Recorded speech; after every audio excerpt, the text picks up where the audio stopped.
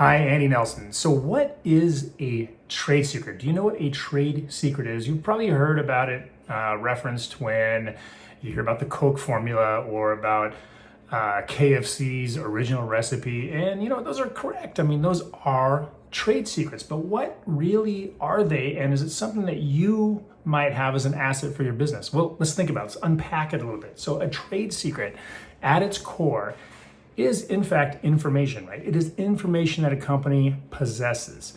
And what it does is, to be a trade secret, one, it has to give you as a business a competitive advantage over your competitors, right? If you have the Coke formula and you've got a superior product, that gives you a competitive advantage. Now, what does it have to be? I mean, in terms of, it can't just be information, but it has to be secret, right? So it has to give you a competitive advantage, but also give you that competitive advantage because it's not known by a competitor, right? So that's kind of the other side of the coin, or the other element to having an actual trade secret. It has to give you a competitive advantage by not being known by a competitor. So let's think about some other things that might be trade secrets. Recipes, okay, KFC. Formula, Coca-Cola. But what other sorts of information? What about voluminous amounts of customer data that you collect, right? Over time, you might collect not names and simply phone numbers, but maybe purchasing habits, that sort of thing. Some things that, like, your contacts at your customers, when their birthday is, maybe what sort of presents they like, the kind of flowers they like, that sort of deeper information that you collect over time that's not known by a competitor might in fact qualify as a trade secret. What about, say, negative information? And what I mean by that is, you've been in business for a while and you've tried things, or you've worked for somebody else and you've done things and you know what does not work. You know methods that do not work. Negative information, that too might qualify as a trade secret because you've gone through that process.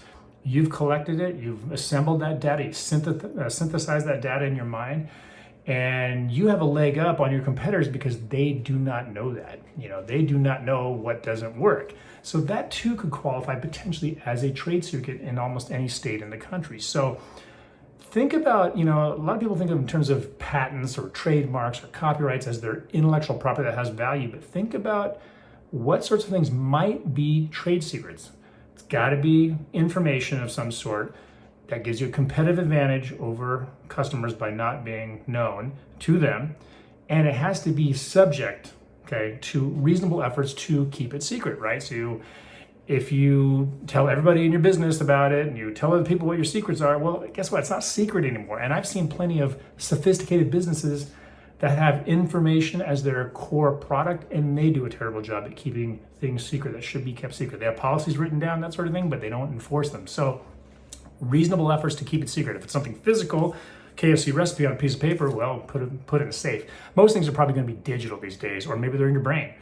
So a couple other ways to keep things secret might be make sure that things are password protected, or bits and pieces of the information are separated amongst different folks who are under obligations to keep them secret. You don't have any one person except maybe yourself that knows everything about the secret. There's a bunch of different ways, but nonetheless, it has to be a trade secret, has to be the product or the result rather of reasonable efforts to in fact keep that information secret. And if so, you may have a valuable property that you can take action on if somebody uses underhanded means to acquire it. Misappropriate it is what we call. Anyway, if any questions about this video, there's far more to the subject than what I talked about here, but any questions about this video, feel free to shoot me a message, leave me a comment, and if somebody would benefit from this video, please feel free to share it. Until next time, see ya.